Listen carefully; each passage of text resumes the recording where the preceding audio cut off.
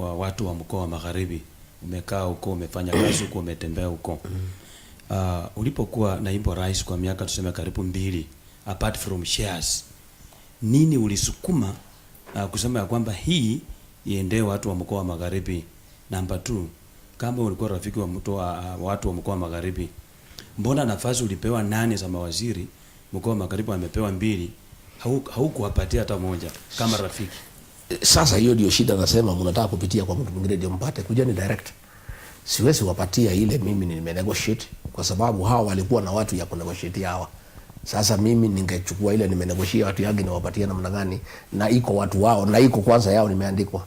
Hiyo siwezi. Number 2, mimi niliunga mkono mambo ya deni ya sukari almost 118 billion, na ilikuja kwa kamati yangu ya baraza la mawaziri, na hiyo ilikuwa isaidie watu ya Western.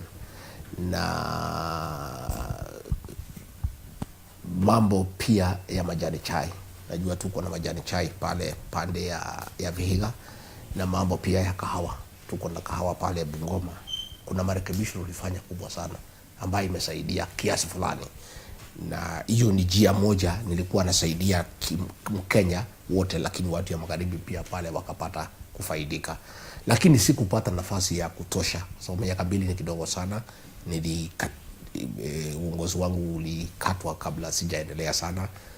Another day tukipata nafasi tutakuwa na nafasi ya kusaidiana na watu ya Magharibi, na hasa kama tutapata nafasi ya kuunda serikali pamoja, tukiwa tumetembea pamoja kutoka day 1. Vijana kabla hajauliza, vijana wa Gen Z wanauliza Mheshimiwa Rigiji, ni vijana tu wa mlima ambao utazunguka na wao wakikuja wa Munyoro, ama hata vijana wa Western wanaweza? Hata Western watakuja. Niko unajua, hata mimi nilikuwa nimeongea na watu yangu nitoe mwelekeo ya kisiasa tariki 31 Januari.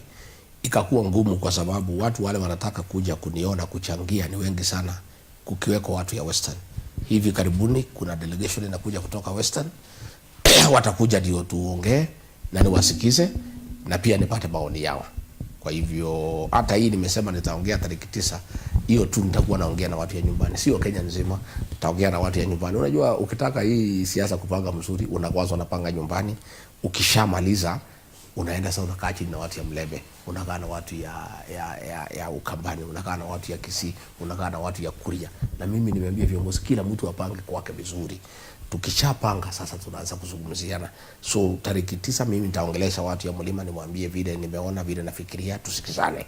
Nikishamaliza niongee na watu ya Mlebe, niongee na wengine, alafu sasa nitoe taarifa ya Kenya nzima vile nimeona na nimeshauriwa na wananchi, tunaweza tembea pamoja. Kuna baadhi ya maswali ambayo yanaulizwa na wasikilizaji wetu.